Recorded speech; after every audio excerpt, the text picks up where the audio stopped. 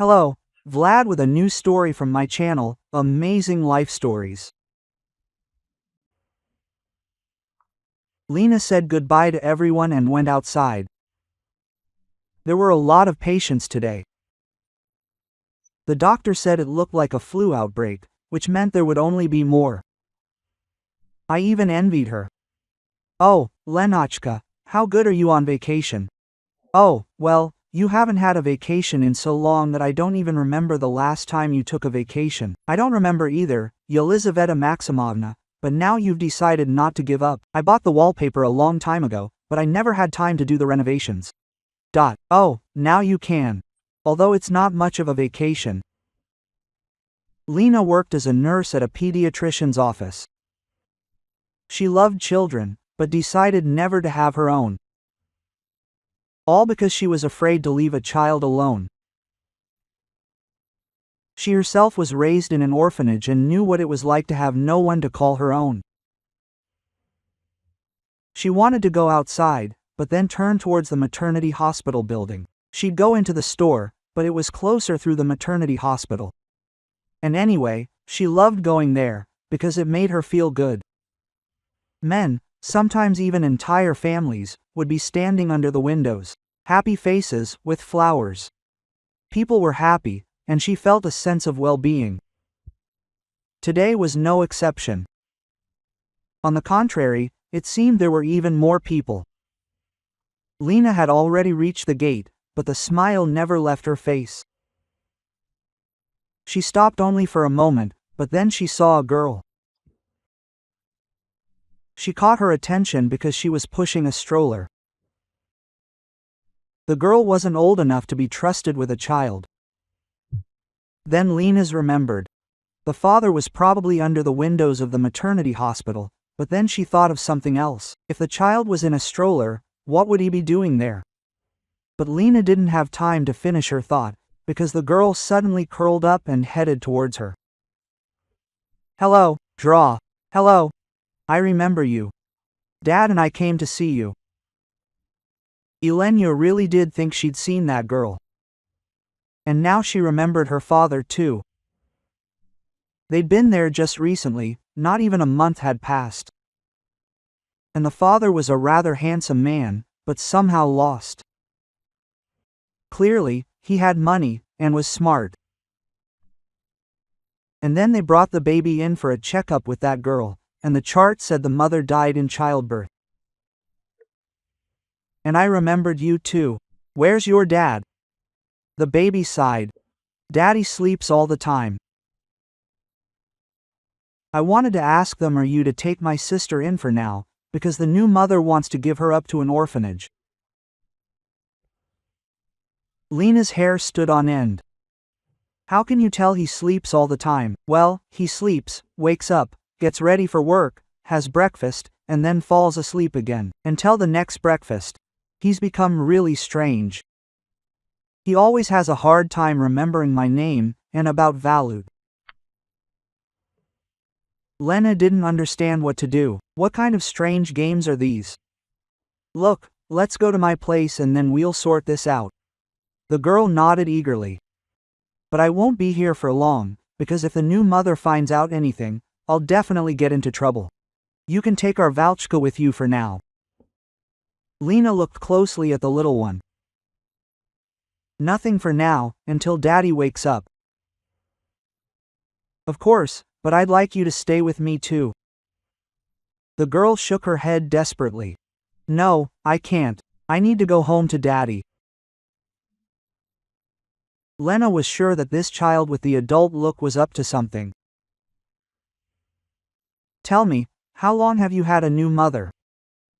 Aunt Marina brought her. Daddy argued with them at first. They were sitting in the kitchen, and then he stopped arguing, and he became a different person.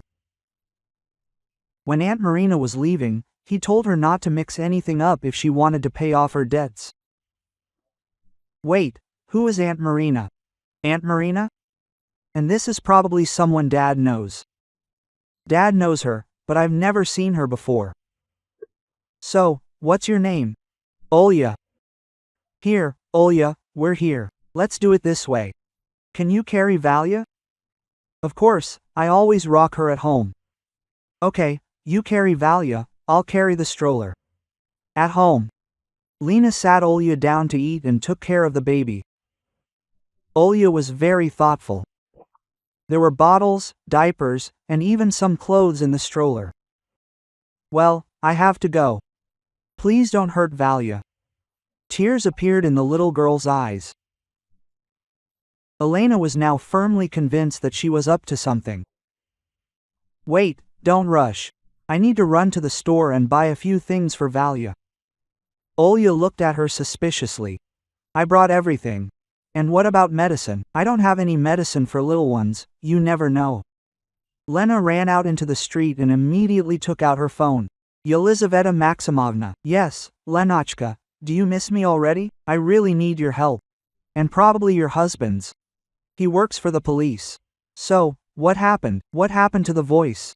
I just don't know what to do. Right now, I have a strange baby and her sister at home. The sister is about 10 years old. And I think she's up to no good. And they also have a dad, who seems to be being force-fed something because he sleeps all the time. The older girl is eager to go home, but I think we can't let her go. Yelizaveta Maximovna, what should we do?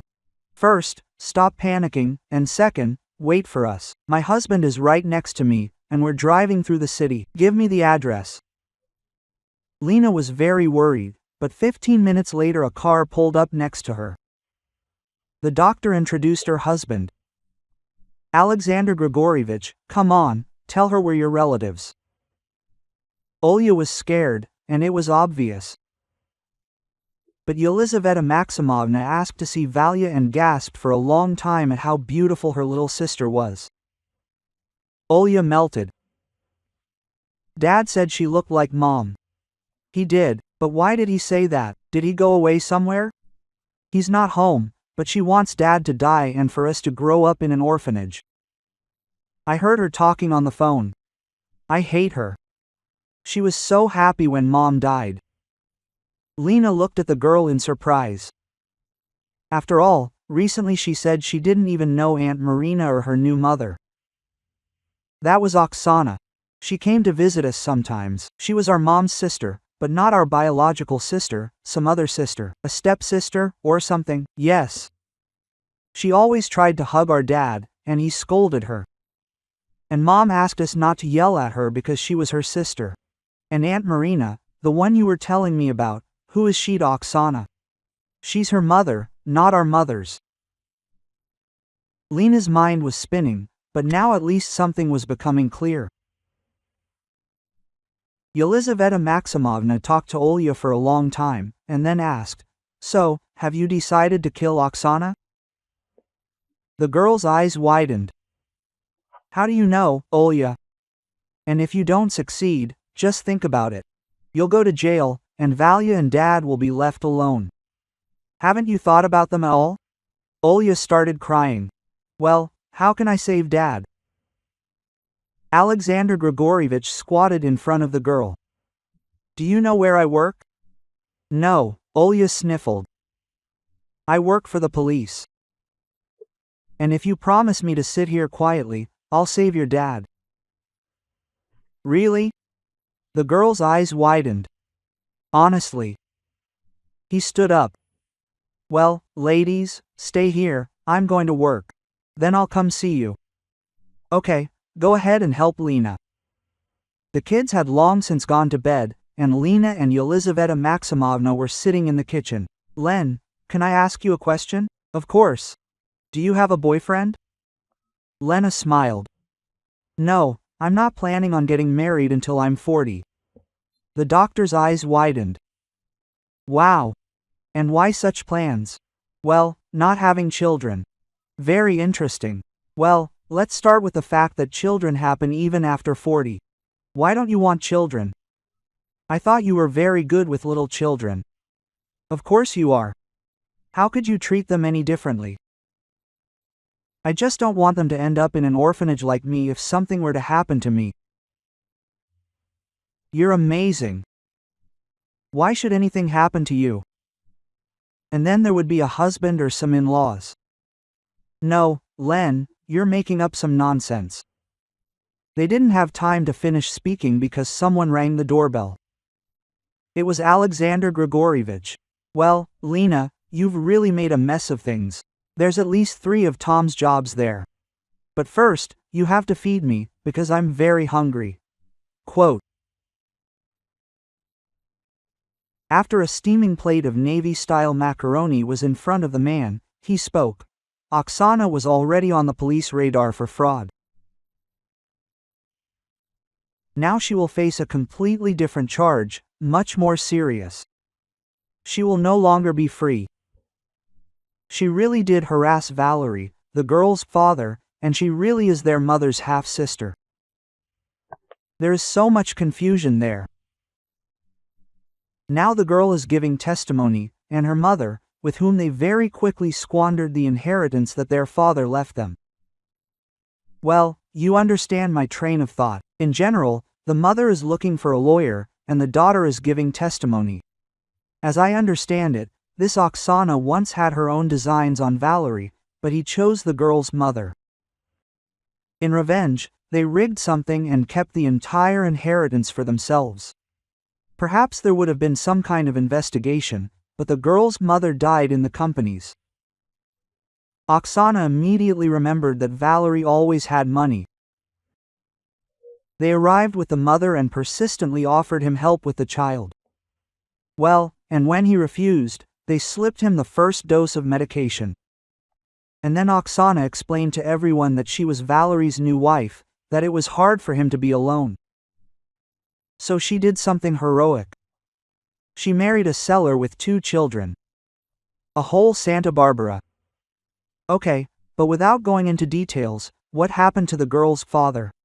He's in the hospital now. A few more days, and there would have been no one to save. Will Dad get better? Everyone turned to the door. No one noticed that Olya appeared in the kitchen. Her eyes were full of tears. Of course, I think that tomorrow we can go visit him. They barely got Olya to bed. While they were talking, while they were saying goodbye, half the night had passed. Well, not passed, but simply flew by. Valya turned out to be unusually calm. Well, at least Lena got some sleep, and then she realized that the child was gone. She jumped up. Did Olya really take her somewhere again? She ran out until she entered the room and quietly exhaled. Olya was watching cartoons, and Valya was next to her. Oh, you scared me. Now we'll have breakfast and then go to Dad. Valerie even cried when he saw them. Dad, Dad, we were so worried about you. Olya clung to him. Lena turned away because her eyes were stinging. I didn't need to cry here again. I'm so grateful to you. If I weren't here, they would have ended up in an orphanage. Lena shuddered, looked at Olya, at Valerie. Don't you have anyone? No, and I've been afraid of this turn of events my whole life. Lena smiled sadly. And Lena, please forgive me, they definitely won't let me out for another couple of days.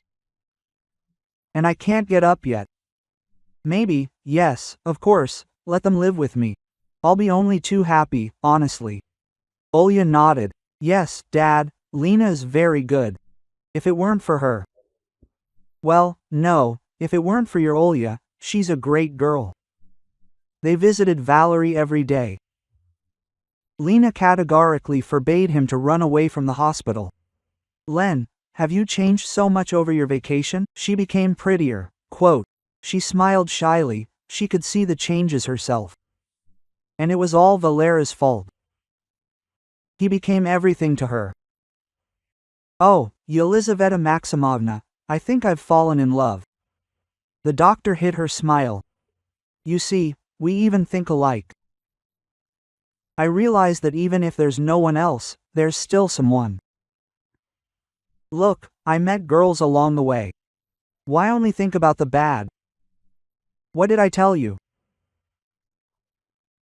6 months later, Valera proposed to her, although it wasn't even a proposal and not even from him. They were all sitting together in a cafe, chatting about something, planning a weekend trip. And then Olya said thoughtfully, adults are strange people after all. Lena and Valera looked at her in surprise. Well, you like each other. You meet on the phone for 2 hours in the evenings, but you're not smart enough to just up and get married. Yes, right away. You don't need to constantly go somewhere, drag myself across the whole city. Valera cleared his throat, embarrassed. Well, as you understand, I have 2 children, and Lena is still very young. And what if I ask, maybe Lena is happy with everything? Lena laughed. Well, you certainly suit me. You are so smart, such beauties. Olya made a gesture with her hand. There you go, Dad, don't get lost. Valera looked at Lena, embarrassed. If you say no, I'll understand. You're so young and you'll probably find someone for yourself. Lena looked at him angrily. Why should I look for someone else? Olya rolled her eyes, and Valera smiled. Then so be it. Len, marry me. I love you very much. And the girls do too. Lena said without a smile, I agree. Olya screamed and started jumping on her chair. Hooray! And Lena blushed. Why had it happened that all her clearly laid plans had collapsed? She didn't understand, and she wasn't interested either. The only thing that was interesting was what lay ahead. If you like the story, please support me with the thumbs up button. It's just one click for you, but it means a lot to me. Thank you.